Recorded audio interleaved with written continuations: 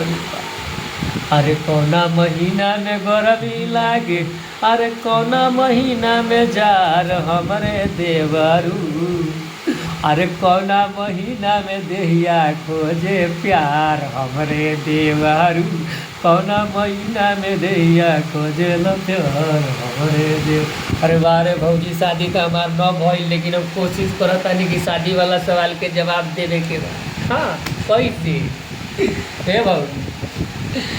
अरे जेठ महीना में गरमी लागे, अरे अगन महीना में जार हमरे भौजी। कैसे लिखले भी है कवि जी हो।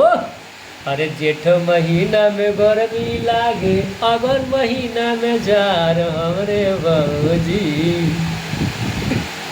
अरे कैसे बलवन जी लिखले बारे आगे कर लय तनी बताई हो, दिल धक धक आता।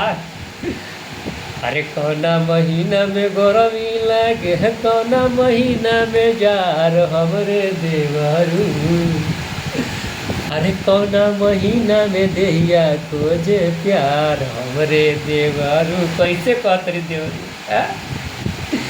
अरे अगन महीना में गरमी लागे, अरे थोड़ा सुर भुला गया हो। अरे जेठ महीना में गरमी लागे, अरे अगन महीना में जार हमरे भौजी।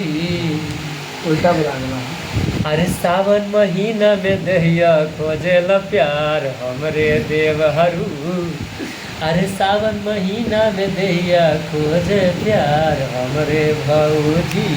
ये अल्लाह तंत्रा सुन न तो तिलाक हो पूरा।